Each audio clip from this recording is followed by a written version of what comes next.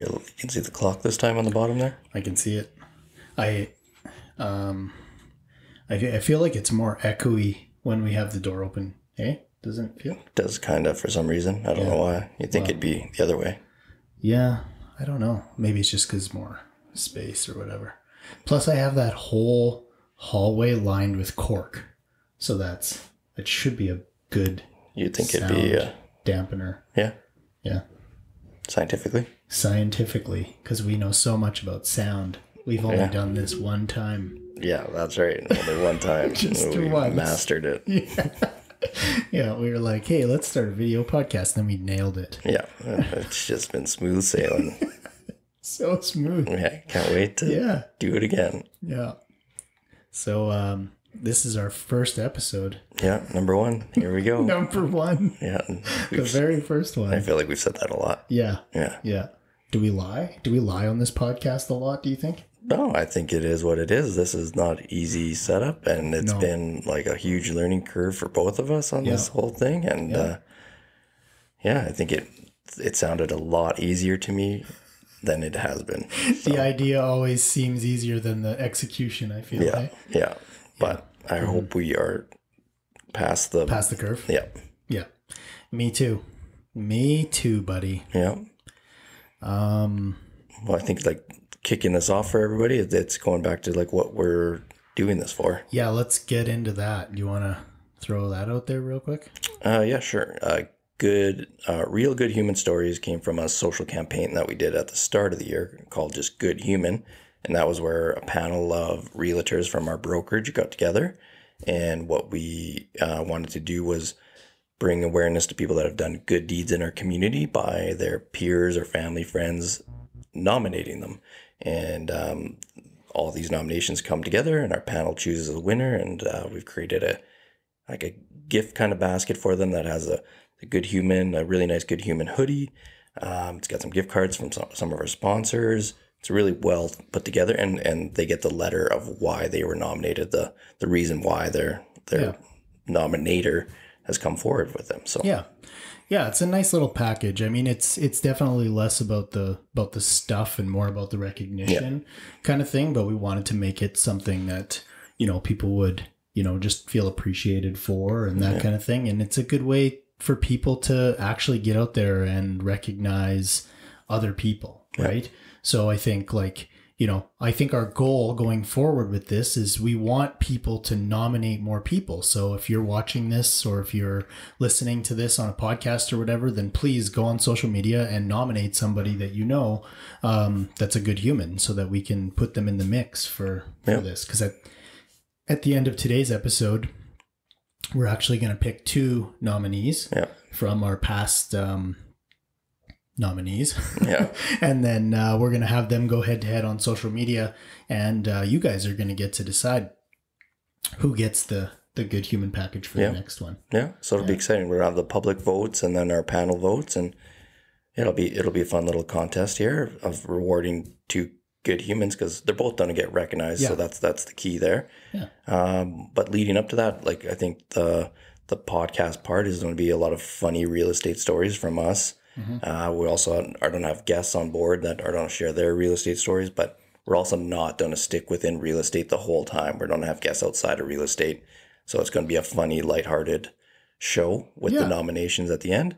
And then we're also going to showcase a little bit more of those people's businesses as well. Yeah, totally. I just, to echo what you said, you're right. It's like definitely because we're in real estate, there's like a real estate centric focus that kind of just inherently gets put into the podcast. But I also think that we want a part like this more to be focused on like good humans in general, right? Like I think the purpose of the podcast is just to highlight good humans in our community in Edmonton, like in our place that people might know, right?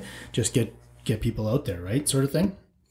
So that's the premise of what we're doing here. What is it? It's 10 a.m. on a Monday. On a Monday. Were you what are you listening to in your car right now on the drive over? You know, mornings I put on 6:30 Chad. You Like, and your I 6:30 know Chad. you think it's so weird. It's so boring. It's like such an I don't know. 80-year-old man It thing is. to listen to. It's like a calming thing. Yeah, you Yeah. like it? Yeah. Just chills you out? Yeah. It's for your mental health? Music right now, like it. Just there's nothing good out there, right? Like I can't put it on the radio and shuffle through it. I'm kind of bored with my current music, so That's a good question, actually. Like, I'm really into Dancing on My Own by Robin right now. That's like my one song just that I just listen to nonstop. over and over. It's got such like an 80s like Yeah. vibe to Yeah. it. And I've been like, yeah, my Stacy and Lily both make fun of me because every time they get in the car, it's like blasting. They're like, oh, you got your song on repeat Wow. right now. So how long does Yeah. this trend usually last? It depends on the song and how much I like it, but that's like a thing for me. How I listen to music is I just like zone in on one song, and it's like it could be 2 weeks, it could be a month, but then when I'm done with it, I can't listen to Never it again again. for months Never again. or maybe a year or something like that. And But one I day just does listen that- to the absolute shit out of it. And one day does that switch just flip and you're Yeah, done? if I find another one that I like better, then it might just take its place, or I'll listen to that one until I get absolutely bored with it, and then I'm like, okay, back to podcasts or audiobooks. Wow. Yeah. Yeah. I've been pretty bored in the whole in all the spaces right now. Yeah. Yeah. You can't find anything else? I can't find Do you just anything. go silent sometimes? You just Yeah, like I drive just and Float. Yeah. I'll roll the window down and listen to the traffic around me. that's more interesting to you than Yeah. like music or people talking? Yeah. I just So can't find listen to the nothing. low hum of cars and ambulances. Yeah. Sometimes it works. Oh, right on. What do you like? Do you have like a normal playlist of songs that you listen to? Or? I'm a guy that will shuffle through like a group of like 10 to 20 like constantly that have just always kind of been there. Oh, And yeah. I'll just flip through them. And you just can always go back to those 10 to 20 songs and they'll always be like, They'll just, always be good. I don't overplay them. yeah. Yeah. Well, I play them a lot, but Yeah. not like every day, 13 times a day. Sure. Yeah. Yeah. I'm actually curious to know like what type of music listener are people out there? Like, are you the type of person who just listens to the shit out of one song like me? Or do you have like a massive playlist of like a bunch of songs that you always go through? Or are you like Justin who has like a quick 10 or 20 or whatever that you just kind of like a safe zone where you know that you'll always like those songs? Yeah. I'm curious to know what kind of people are out there. Like, tell us if you see this like in the comments. Okay, well let's roll into this thing. First thing is one of the things in this podcast that we like to do is we like to tell funny real estate stories. We get realtors on, or just funny stories in general that people might have from like their jobs or something like that. So I know we've talked about this quite a bit, and I've heard your funny story a few times. If you would be so kind as to tell us a little bit about Kid in a Closet. Yeah. Kid in a Closet's like, I think the one question that everybody asks me about. Even if I just start working with somebody, but they follow me on social media, they're like, did you really find somebody in the closet? I'm like, yeah. So I break it down quite a bit, but the idea or the story goes, I was showing a house with my client that had a newborn baby and her friend. So we were showing the house, and we were in there for probably 20 minutes, 30 minutes. And we've seen like the whole house gone in and out everywhere. And we're on our way out. And I hear like rustling from a closet in a bedroom in the basement. And I'm like, what is that noise? It sounds like a windbreaker jacket kind of rubbing together. And I was like, what is that? And I go into the bedroom, and I'm peering around like the bedroom or the closet. And the closet doesn't have doors, so it's open, but it's a deep closet.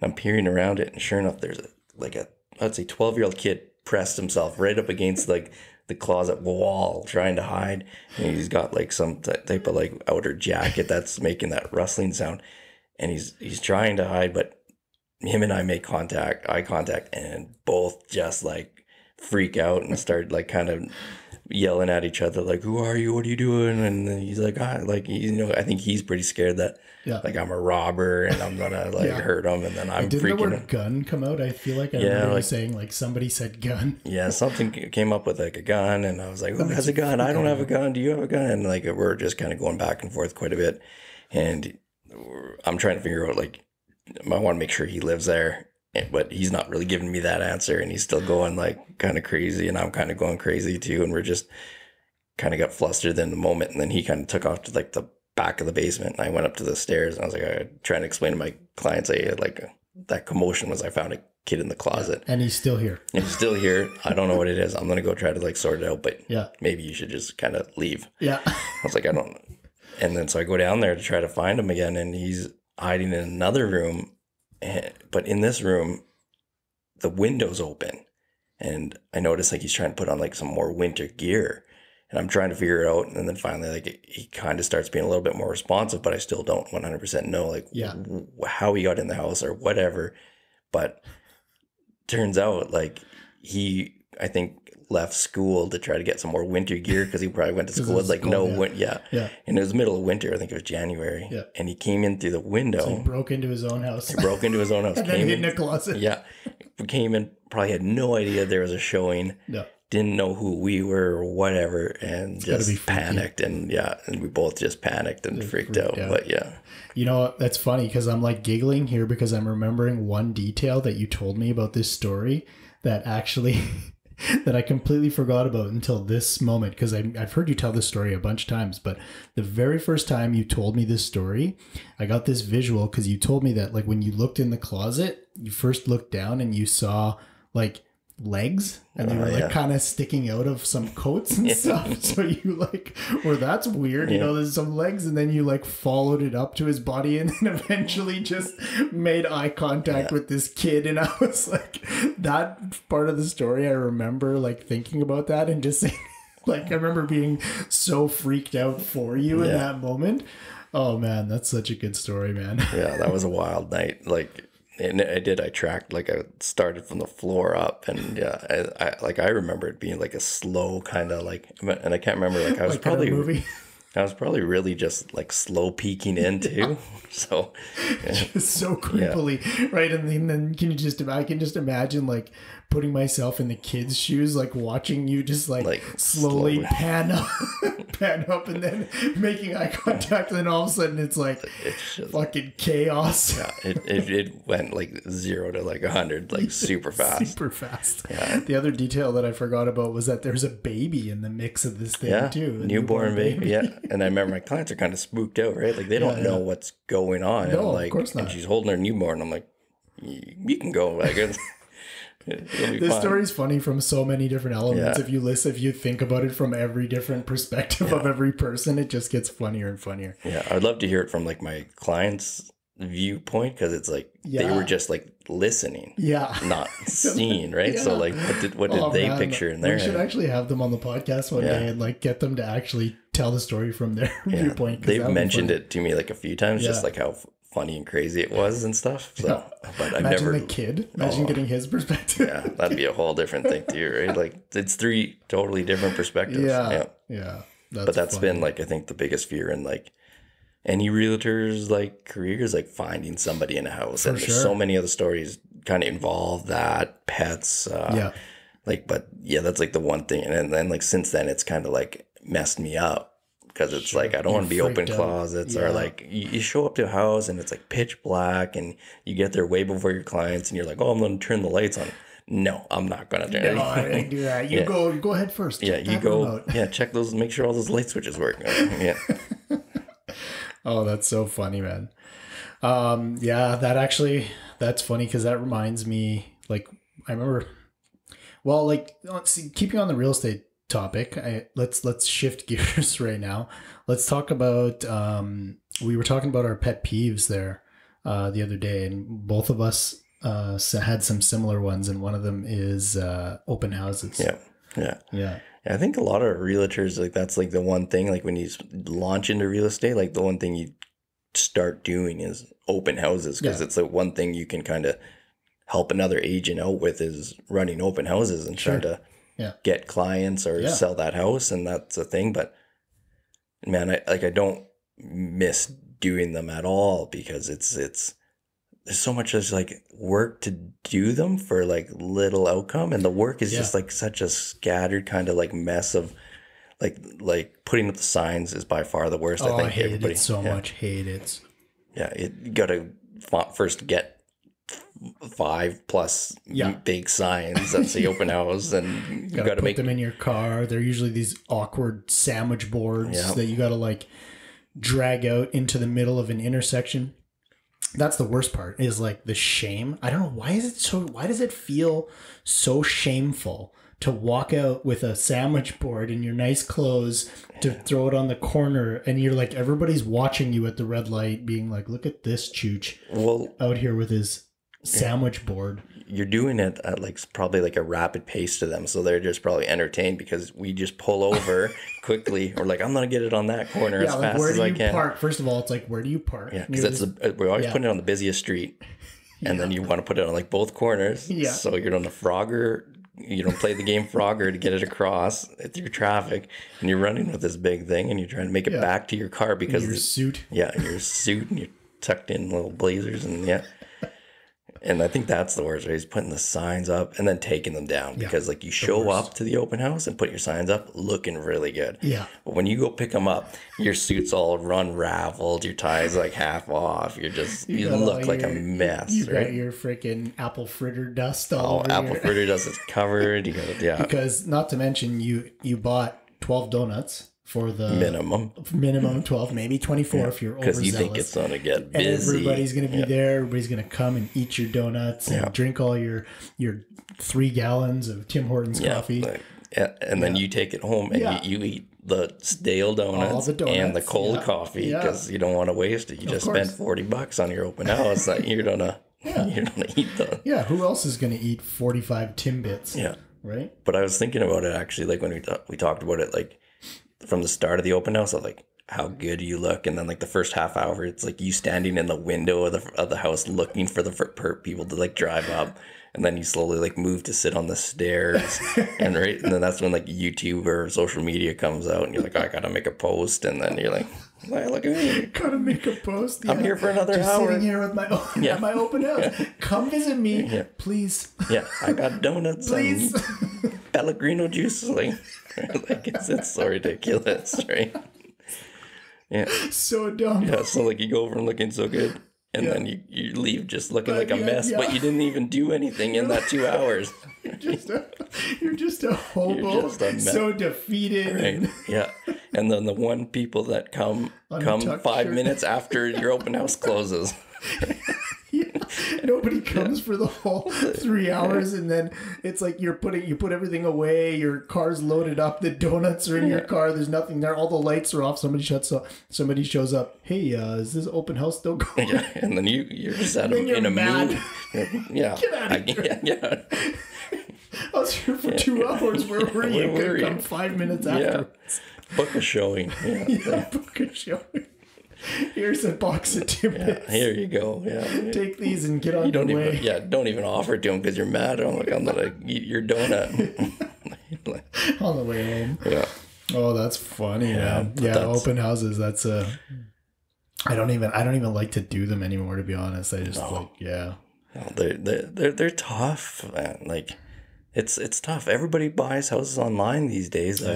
It's really hard to get those people, but some agents out there, they actually make a living doing open houses, and they can do well. And I think those are like very far and few, but some have made a little career out of it. So, for sure. I mean, it actually is a legitimate way to pick up buyers. Like, I wonder how many sellers out there know the probability of like how successful open houses can be for realtors to pick up buyers versus actually selling a house, which is usually what I end up telling people is like, if I go in for a listing or something like that and somebody's like, hey, can you do open houses? And I'm like, listen, I'll do them. But I'm like, you need to know like what the statistics are for actually like selling a house at an open house. Do you know what I mean? Like, so if you want to go through all the effort of getting your house ready and getting your kids out and like, hours of cleaning and making this thing look like a show home so that I can sit in here so I can kick you out and sit in here for 2 hours on a Sunday with probably nobody coming, then I'll do it. You know what I mean? But I'm like, it's your time.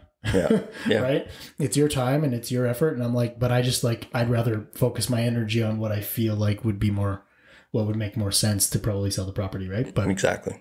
Some people need to go through it just to see how it pans out, and then kind of go from there, right? Yeah. And I think a huge part of like any open house is location, right? Like if you're located where there is quite a bit of drive-by traffic or like a really hot market, then there might be something. But if you're in like a cold market, there's no traffic, there's nobody coming, right? Yeah, Like it's exactly. hard. If you're in a suburb and you're not far from show homes, people are going to the show homes, probably you might be able to grab a couple of people off that, but you never know. That's the thing, right? Like some place I've done some open houses where I've been like, yeah, this is not going to be good, and it's like super busy. Yeah. And then I've done ones where I'm like, hey, this seems like a wicked location, and nobody shows up. So it's like, it's so hot or cold. Who's out there? What are they doing? Do you know what I mean? It's odd, man. No, it is. It's such a weird thing, and it's such a roll the dice gamble type of a thing. Yeah.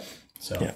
No, I think that's like the one thing that a lot of agents are just like on the fence about. Yeah. So, but yeah. Anyway, open houses. So, well, speaking of open houses and like signage and stuff like that, that makes me think of another funny real estate story that you and I have together. Do you remember the time that we had to move a sign in Devon? Yeah, sure do. That was a great day. Yeah, it's your favorite day of all time, isn't it? Yeah. Yeah. So Justin gets this listing, or Justin gets a listing in Devon, and this was back when we first met. I remember I used to help him a lot with stuff just because I had nothing else to do. So I'd go out to Devon with him and, help him, like film stuff or like market his listings and that kind of thing. And there was one day where he had a listing sell in Devon, and then he moved one, or he had a new listing coming up. So he was just going to move a sign from one place to another, which didn't make sense to get the sign company to come out all the way from Edmonton to Devon to move a sign. Yeah. Right. So he's like, we're out here already. He's like, he asked him, it was my dad at the time who was doing it. And he said, can we just move this sign from one place to another? And they're like, yeah, sure. No problem. So I remember it was like springtime. So it was like everything was just kind of thawing out, and it was like very mucky, and like there was still some snow, but it was mostly just muddy, like dirty, freaking grass and puddles everywhere and stuff. So we get this, we pull this sign out, and if you understand how real estate signs, there's a big metal spike that goes in the ground, and then the post sits on top of the spike, right? So you hammer that metal spike in, and then you put the plastic post on top of it. But when we pulled it out, the metal spike was stuck inside the plastic post. Yep. And we were like, shit, we need to be able to get this out so we can hammer it in before we put the plastic thing on. So we're trying to figure out how to get it. Justin was stepping on it with his foot and stuff, and he couldn't get it out. So we were like, okay, well, we get this bright idea where, hey, if I grab the metal part and you grab the plastic part, and we both pull as hard as we can in opposite directions, then, physics says that that'll just come loose, and Bob's your uncle. Yeah. So we do that, and we're getting ready, and Justin's like, okay, ready? 1, 2, 3, pull. And I underestimated the one factor that was Justin is much stronger than me, and I just went for an absolute ride through the muddy waters and right on your back. On my back. And like the funny thing was I don't think Justin stopped pulling. He just it was coming loose. Yeah, it was coming loose. I wasn't gonna stop. No, so he's like saw me fall down into the mud and just kept dragging me right through it. That was so good. And you were just like, that was one day where unfortunately it didn't work. It did not work. It did not work. It didn't work. But it was a good try. It made you have a core memory that you can always... It'll sit there for a while. You wish you had a video of that, I bet. Yeah. That was the one thing that, I wish everybody had Ring cameras. 2 guys out on their front lawn just playing tug of war with a for sale sign. Yeah, and then one guy just getting ragdolled through a muddy... There was a clear winner that day. Yeah, it was not me. Yeah. Freaking Devon farm boy strength. I don't know where you guys, what you guys eat over there. Hey, I don't know what it was, but that was great. So, okay. Well, listen, we're at 24 minutes right now. Should we just shut a camera real quick and then just restart? And then just jump nominations. Yeah. Yeah.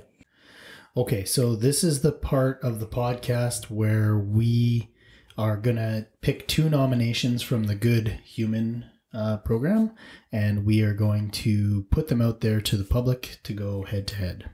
Yeah. So Justin's going to read off the first nomination. Yep. So this nomination is from Stephen Cayenne for his wife, Cassandra Cayenne. Cassandra is always looking to help out in so many different ways. She'll probably kill me for this nomination as she hates being the center of attention, but truly deserves some recognition. She tirelessly is always running her own small business, but still gives more of herself to help out animals in need. She fosters cats, kittens, and dogs, sponsors some sanctuary animals locally and abroad, and attends remote communities in the spay-neuter programs when she's on vacation. She doesn't do this for the credit, but does it for her immense love for animals. Also, being a partner of a first responder, she supports me through some tougher things that comes with it, and a shift schedule that is very demanding. I'm sure that there's more stories from friends and family of how Cassandra steps up without them having to be asked. She's an amazing wife, friend, and human. Our second nomination is from Robin Egan. She nominated Jody Chalafu. Jody, I have a vested interest in her as well, just because she's also the studio owner of Dance Unlimited, where Lily dances. But here's her nomination. Jody is the owner of Dance Unlimited Studio, and she brings every ounce of her being into teaching and guiding her students and being great humans and dancers. Her motto is training humans before dancers, and she lives by it in every way. Jody provides a safe and comfortable place for all of her students, and a place where many of her students call their second home, Lily included. She fosters friendships, incredible work ethic, confidence, discipline that carries through many facets of the kids' lives. Every step of the way, she believes in our children. Jody is definitely a good human. All right, so there's our nominations put out there. So we'll put those up to a vote. And I guess that's about it for episode number 1. What do you think? Huge shout out to both nominations. Those are both well-deserving people. And Super.